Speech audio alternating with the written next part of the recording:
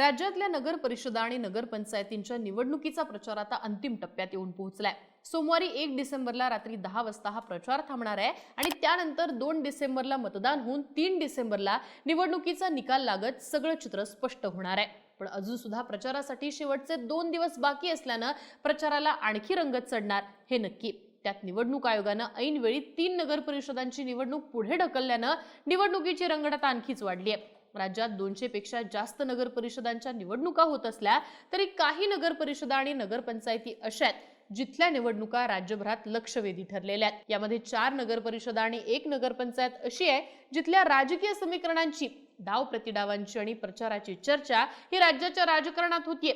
चुरशीच्या लढती होत असलेली ही ठिकाणं नेमकी आहेत कोणती, तिथल्या निवडणुका संपूर्ण राज्यात चर्चेत का आल्यात, तिथं निवडणुकांची समीकरणं कशी ठरतात, सगळी स्टोरी जाणून घेऊयात आजच्या व्हिडिओतनं। नमस्कार, मी आरती आणि तुम्ही बघताय बोलभिडू। सुरुवात करूयात बीड पासून। नगर परिषदांच्या निवडणुका जाहीर झाल्यावर काहीच दिवसात योगेश क्षीरसागर यांनी अजितदादांच्या राष्ट्रवादीला रामराम करत भाजपमध्ये प्रवेश केला। त्यामुळे अजितदादांना बीडमध्ये धक्का बसल्याची चर्चा झाली, पण दादांनी लगेच आमदार विजयसिंह पंडितांना मैदानात उतरवलं आणि डाव टाकला। खरं तर इथं नगराध्यक्षपद हे एससी प्रवर्गातल्या महिलांसाठी आरक्षित असल्यामुळे अनेक इच्छुक उमेदवारांचा हिरमोड झाला होता। पण बहुतांश पक्षातल्या नेत्यांनी आपापल्या कुटुंबातल्या महिलेला उमेदवारी देत रिंगणात उतरवल्याचं पाहायला मिळतंय। सध्या बीडच्या नगराध्यक्षपदाची लढत ही पंचरंगी झाली आहे। दादांच्या राष्ट्रवादीकडनं प्रेमलता पारवे, शरद पवारांच्या राष्ट्रवादीकडनं स्मिता वाघमारे, बीजेपीकडनं डॉक्टर ज्योती घुमरे, एमआयएम कडनं सुरेखा शृंगारे आणि वंचितकडनं सारिका जोगदंड अशी इथली प्रमुख लढत आहे। नाही म्हणायला काँग्रेसकडनं करुणा मस्के रिंगणात असल्या तरी त्यांचा फारसा प्रभाव नाहीये असं स्थानिक पत्रकार सांगतात। आता बीडमध्ये शरद पवारांच्या राष्ट्रवादीकडनं आमदार संदीप क्षीरसागर, अजितदादांच्या राष्ट्रवादीकडनं विजयसिंह पंडित, भाजपकडनं पंकजा मुंडे आणि योगेश क्षीरसागर अशी मंडळी प्रचाराच्या मैदानात उतरली आहेत। खरं तर बीड हे पंकजा मुंडेंचं होम ग्राउंड, त्या भाजपच्या मंत्री आहेत, पण लोकसभा निवडणुकीत बीडमध्ये झालेला पराभव त्यांच्या जिव्हारी लागल्याचं दिसतं। त्यामुळे नगर परिषद निवडणूक ही जिंकून आणायची, त्या पराभवाचा वचपा काढायचा यासाठी त्यांनी कंबर कसली आहे। त्यांच्या समोर उपमुख्यमंत्री आणि बीडचे पालकमंत्री अजितदादांचं आव्हान आहे। एका अर्थानं बीडमध्ये या दोन्ही नेत्यांची प्रतिष्ठा पणाला लागली आहे। योगेश क्षीरसागर यांनी ऐनवेळी दादांची साथ सोडत भाजपची वाट निवडली। तिथं जाऊन क्षीरसागरांनी थेट दादांना टार्गेट करायला सुरुवात केली आहे। क्षीरसागरांनी सगळे एबी फॉर्म माझ्याकडे द्या अशी मागणी केलेली। तेव्हा तुम्ही काय पक्षाचे मालक झालेला आहात का असा सवाल त्यांना दादांनी केल्याचं बोललं गेलं। याला प्रत्युत्तर म्हणून क्षीरसागरांनी पक्ष माझ्या नाही, तुमच्याच काकांचा नीट सांभाळा असं म्हणत दादांवरती प्रतिहल्ला केला। त्यामुळे अजितदादांनी क्षीरसागर घराण्याची नगर परिषदेवरची मक्तेदारी मोडीत काढायचा निर्धार केलाय अशा चर्चा बीडमध्ये होत आहेत। बीडची सध्याची झालेली दुरावस्था, रस्त्यांची वाईट स्थिती, महिन्याला येणारं पाणी आणि वाढती गुंडगिरी हे सगळे मुद्दे मांडत अजितदादांनी क्षीरसागर कुटुंबाला आव्हान दिले। 5 वर्ष सत्ता माझ्या हातात द्या, जी कामं मागच्या 35 ते 40 वर्षात झाली नाही ती मी करून दाखवतो असा शब्द त्यांनी बीडकरांना दिलाय। आता आमदार संदीप क्षीरसागरांनी सुद्धा प्रचार सभा घेऊन जोर लावलाय, पण बीड मधली सगळी गणितं जातीय फॅक्टरवर ठरतील अशी चर्चा आहे। ओबीसी मतदार पंकजा मुंडे आणि योगेश क्षीरसागर यांच्यामुळे भाजपच्या पाठीमागे जाण्याची शक्यता अधिक आहे, तर मराठा मतदार शरद पवार आणि अजितदादांच्या राष्ट्रवादीत विभागला जाऊ शकतो। अशा स्थितीत दलित आणि मुस्लिम मतदार निर्णायक ठरू शकतात। वंचित आणि एमआयएम दोन्ही पक्षांनी इथं उमेदवार मैदानात उतरवल्यामुळे आता मुस्लिम मतं कोणाच्या बाजूने जातात त्यावरही निकालाचं चित्र अवलंबून असणार आहे। आता यानंतर पुढची राज्यभर गाजणारी नगरपंचायत आहे कणकवलीची। एकमेकांचे कट्टर शत्रू असलेले एकनाथ शिंदेंची शिवसेना आणि उद्धव ठाकरेंची शिवसेना निवडणुकीसाठी इथं एकत्र आलेत। याचा अंदाज खरं तर राजकीय पंडितांना सुद्धा नव्हता, पण इथं जे राज्यभरात घडलं नाही ते कणकवलीत प्रत्यक्षात घडलंय। कणकवली नगरपंचायतीची निवडणूक भाजपने एकीकडे स्वबळावर लढवण्याचं ठरवल्यावर एकनाथ शिंदेंची शिवसेना, ठाकरेंची सेना, काँग्रेस, शरद पवारांची राष्ट्रवादी आणि मनसे असे सगळे पक्ष इथं एकत्र आलेत। या सगळ्यांनी शहर विकास आघाडी स्थापन केली आणि भाजपला आव्हान दिलं। विशेष म्हणजे सगळं जमून आणण्यात आघाडीवर होते शिंदे सेनेचे आमदार निलेश राणे। त्यांनी आपलेच बंधू नितेश राणेंच्या होम ग्राउंडवर त्यांना चॅलेंज दिले। साहजिकच ठाकरे आणि शिंदेंची शिवसेना एकत्र येणं असो किंवा मग राणे विरुद्ध राणे हा कुटुंबातला संघर्ष, या गोष्टींमुळे कणकवलीची नगरपंचायत राज्यभरात चर्चेत आली आहे। शहर विकास आघाडीने इथं संदेश पारकर यांना नगराध्यक्ष पदाची उमेदवारी दिली आहे। त्यांचा सामना होतोय भाजपच्या समीर नलावडे यांच्याशी। कणकवली नगरपंचायतीची निवडणूक आपल्याच लहान भावाच्या नेतृत्वात भाजप लढवत असला तरी निलेश राणेंनी भाजपला शिंगावर घेतलाय। समीर नलावडे यांच्या घराच्या पत्त्यावर मुस्लिम मतदार असल्याचा आरोप असू देत किंवा मग ग्राउंडवर उतरून नितेश राणेंच्या विरोधात विधानसभा लढलेल्या संदेश पारकरांचा प्रचार करणं असू देत, निलेश राणेंनी भाजपला कोंडीत पकडण्याची कुठलीच संधी सोडलेली नाहीये। सिंधुदुर्गमध्ये आपल्याला युती करायची होती, पण रवींद्र चव्हाणांनी प्रतिसाद दिला नाही असा निलेश राणेंचा आरोप आहे। त्यामुळेच त्यांनी भाजप आणि चव्हाणांना टार्गेट केल्याचं बोललं जाते। चव्हाणांनी नुकतंच केलेलं 2 डिसेंबर पर्यंत मला युती टिकवायची आहे हे विधान निलेश राणेंच्या कणकवलीत आणि मालवणमध्ये सुरू असलेल्या कुरघोड्यांशी संबंधित असल्याचं बोललं गेलं। सिंधुदुर्गमध्ये युती न करण्याची भूमिका घेत रवींद्र चव्हाणांनी राणेंच्या घरात फूट पाडल्याच्याही चर्चा होतात। कणकवलीतला राणे विरुद्ध राणे हा संघर्ष सुरू झाल्यामुळेच ही नगरपंचायत राज्यभरात गाजतीये। यानंतरची नगर परिषद आहे ती पुणे जिल्ह्यातल्या इंदापूरची। इथे इंदापूरच्या दादांनी बारामतीच्या दादांना थेट आव्हान दिले। कट्टर मित्र एकमेकांच्या विरोधात उभे राहिल्यामुळे इथली समीकरणं इंटरेस्टिंग बनली आहेत। इंदापूरमध्ये अजित पवारांची राष्ट्रवादी विरुद्ध कृष्णा भीमा विकास आघाडी अशी मुख्य लढत होतीये। झाले असं की राष्ट्रवादीचे जिल्हाध्यक्ष प्रदीप गारटकर यांना अजित पवारांनी नगराध्यक्ष पदाची उमेदवारी नाकारली। त्याऐवजी भरत शहा यांना पक्षात घेत त्यांना उमेदवारी दिली। त्यामुळे इंदापूरमधली सगळीच राजकीय समीकरणं बदलली आहेत। गारटकरांनी राष्ट्रवादीच्या जिल्हाध्यक्ष पदाचा राजीनामा देत कृष्णा भीमा विकास आघाडीकडनं लढण्याचा निर्णय घेतला। राजीनामा देण्याआधी त्यांनी पक्षानं आम्हाला डावललं तर आम्ही सुद्धा पक्षाला डावलू असा इशारा दिला होता। तसंच आपल्याला उमेदवारी न दिल्याचं खापर त्यांनी कृषी मंत्री दत्तात्रय भरणेंवरती फोडलं।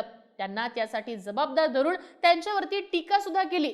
त्यामुळे एकेकाळचे जवळचे मित्र असलेले भरणे आणि गारटकर यांच्यात कटुता निर्माण झाली आहे। तर राजकीय वैर विसरून हर्षवर्धन पाटील आणि भाजपच्या प्रवीण मानेंनी सुद्धा गारटकरांना पाठिंबा दिलाय। गेल्या निवडणुकीपर्यंत हर्षवर्धन पाटील आणि भरत शहा हे सोबत होते आणि दुसरीकडे प्रदीप गारटकर आणि दत्तात्रय भरणे हे एकत्र होते। मागच्या निवडणुकीत काँग्रेसच्या अंकिता शहा यांनी राष्ट्रवादीच्या अनुराधा गारटकर यांचा पराभव करत नगराध्यक्षपद मिळवलं होतं। पण या निवडणुकीत हर्षवर्धन पाटील, गारटकर आणि प्रवीण माने हे नेते कृष्णा भीमा विकास आघाडीमधनं एकत्रित आले असून त्यांनी अजितदादा आणि दत्ता मामांना थेट आव्हान दिलंय। प्रदीप गारटकरांना इंदापूरमध्ये दादा म्हटलं जातं, त्यामुळे इंदापूरच्या या दादांनी आता बारामतीच्या दादांना आव्हान दिल्याची चर्चा इंदापुरात होतीये। गारटकर आणि शहा या दोघांनाही प्रशासन आणि नगराध्यक्ष पदाच्या कामाचा अनुभव आहे। आता गारटकरांच्या बाजूने हर्षवर्धन पाटील आणि प्रवीण मानेंनी ताकद लावल्यामुळे अजितदादांनी सुद्धा इंदापुरात लक्ष द्यायला सुरुवात केली होती। त्यामुळेच इंदापूरची निवडणूक सुद्धा प्रतिष्ठेची झाली आहे। या नंतरची गाजलेली नगर परिषद आहे ती फलटणची। फलटणमध्ये रामराजे विरुद्ध रणजित निंबाळकर हा उभा दावा। त्यांच्यातला संघर्ष हा राज्यभरात चर्चेत असतो। यावेळी सुद्धा इथली लढाई रामराजे विरुद्ध रणजित निंबाळकर अशीच होतीये। रामराजे नाईक निंबाळकरांचे सुपुत्र अनिकेत राजे नाईक निंबाळकर हे शिंदेच्या शिवसेनेकडनं नगराध्यक्ष पदाची निवडणूक लढवतात, तर त्यांचा सामना आहे भाजपच्या शमशेरसिंह नाईक निंबाळकरांशी, जे रणजित निंबाळकर यांचे सख्खे बंधू आहेत। खरं तर फलटण शहर कायम रामराजेंच्या कुटुंबासोबत राहिल्याचा इतिहास सांगतो, पण 2024च्या लोकसभेमध्ये तसं चित्र दिसलं नाही। लोकसभेला रामराजेंनी युतीत असताना सुद्धा रणजित निंबाळकरांचं काम केलं नाही, पण फलटण विधानसभेतनं रणजित निंबाळकरांना तब्बल 1,10,561 मतं मिळाली। पराभव जरी झाला असला तरी रणजित निंबाळकरांना फलटण मधनं 16,928 मतांचं लीड मिळालं होतं। यातलं बहुतांश मतदान रणजित निंबाळकरांना फलटण शहरातनं झाल्याचं म्हटलं जातं। त्यामुळे यावेळी फलटणकर त्यांच्या बाजूने उभे राहतील असे त्यांचे समर्थक सांगतात।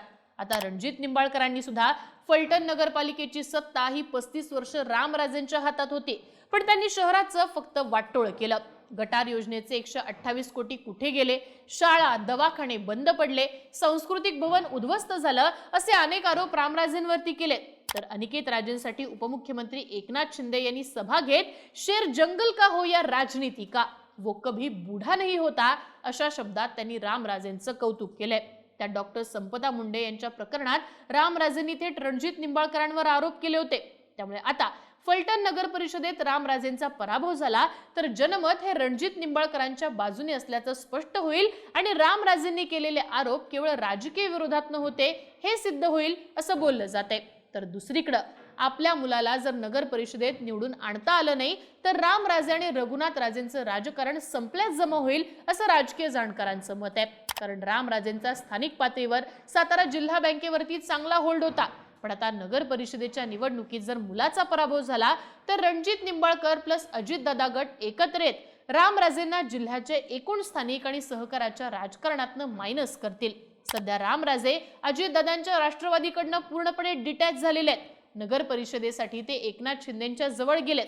त्यामुळे भविष्यात ते शिंदेंना जवळ करणार की ही फक्त तात्पुरती ऍडजस्टमेंट होती याकडे सुद्धा फलटणकरांचं लक्ष लागलेलं आहे. त्यात शनिवारी रात्री उशिरा फलटण, महाबळेश्वर आणि बारामती या 3 नगर परिषदेची निवडणूक पुढे ढकलण्यात आली आहे. निवडणूक निर्णय अधिकाऱ्यांनी उमेदवारांना आपलं नामनिर्देशित पत्र माघारी घ्यायला पुरेसा वेळ न देता चिन्हाचं वाटप केलं. नियमांचं पालन न झाल्यामुळे त्या विरोधात याचिका दाखल करण्यात आली. त्यामुळे नैसर्गिक न्यायाचा आधार देत निवडणूक आयोगानं ज्या ठिकाणी याचिका दाखल आहेत तिथल्या निवडणुका पुढे ढकलल्यात. त्यामुळे फलटणचं मतदान 20 डिसेंबरला होणार असून 21 डिसेंबरला तिथला निकाल लागणार आहे. त्यामुळे आता निवडणूक पुढे गेल्यामुळे आणखीच रंगत वाढणार आहे. यानंतरची पुढची नगर परिषद आहे चंद्रपूर जिल्ह्यातल्या बल्लारपूरची. बल्लारपूरच्या निवडणुकीत भाजपचे माजी मंत्री सुधीर मुनगंटीवार यांची प्रतिष्ठा पणाला लागल्याचं चित्र आहे. तसं पाहिलं तर मागच्या सलग 15 वर्षापासून इथं मुनगंटीवारांचं वर्चस्व आहे, पण ते कायम ठेवण्याचं आव्हान यावेळी त्यांच्या पुढे उभं राहिले. त्यांच्यासमोर काँग्रेसच्या खासदार प्रतिभा धानोरकर आणि विजय वडेट्टीवार यांनी जोरदार मोर्चेबांधणी करून ठेवली आहे. इथं भाजपनं नगराध्यक्षपदासाठी रेणुका दुधे यांना मैदानात उतरवले, तर काँग्रेसकडनं अलका वाडई आणि शिवसेनेच्या ठाकरे गटाकडनं डॉक्टर चैताली मूलचंदानी मैदानात आहेत. त्यामुळे इथली मुख्य लढत या तिघींमध्ये असल्याचं दिसतंय. घनश्याम मूलचंदानी हे काँग्रेसचे मागच्या 30 वर्षांपासून एकनिष्ठ कार्यकर्ते आहेत. काँग्रेसचे प्रदेश महासचिव सुद्धा राहिलेल्या मूलचंदानी यांना काँग्रेसकडनं उमेदवारी मिळण्याची अपेक्षा होती, पण काँग्रेसनं त्यांना ती दिली नाही. त्यामुळे त्यांनी अखेरच्या क्षणी पंजाची साथ सोडत मशाल हातात घेत आपल्या सुनेला मैदानात उभं केलंय. आता बल्लारपूर शहरात जवळपास 84,000 मतदार आहेत. त्यात मराठी आणि इतर भाषिक मतदारांचा समावेश आहे. त्यामुळे इथं निवडून येण्यासाठी कुठल्याही एका समाजाचा पाठिंबा असून चालत नाही. इथं काँग्रेसची भिस्त आहे ती मुस्लिम आणि दलित मतदारांवर. पण काँग्रेसनं अलका बढई या कुणबी समाजातून येणाऱ्या महिलेला उमेदवारी दिल्यानं दलित आणि मुस्लिम मतं त्यांच्याकडे शिफ्ट होतील का हा प्रश्न आहे. काँग्रेसच्या अडचणीत आणखी भर म्हणजे इथं वंचितकडनं ज्योत्स्ना वाळके आणि रिपब्लिकन पक्षाकडनं वंदना तामगाडगे या सुद्धा मैदानात आहेत. त्यामुळे मतांचं विभाजन होण्याची शक्यता जास्त आहे. त्यात अजितदादांच्या राष्ट्रवादीनं मुस्लिम उमेदवार दिल्यानं दलित आणि मुस्लिम मतांचं विभाजन होणार आहे हे निश्चित आहे. आता याचा फायदा भाजपला होऊ शकतो असं स्थानिक पत्रकारांचं म्हणणं आहे. बल्लारपूरमध्ये कामगार वर्गाची संख्या मोठी आहे, ज्यामध्ये हिंदी भाषिक अधिक आहेत. इथल्या कामगारांवर काँग्रेसचे माजी खासदार नरेश पुगलिया यांचा प्रभाव असल्याचं म्हटलं जातं. त्यांची भूमिका स्थानिक पातळीवर कायमच निर्णायक ठरत आली आहे. पण पुगलिया यांनी 2024च्या विधानसभा निवडणुकीत भाजपला पाठिंबा दिला होता.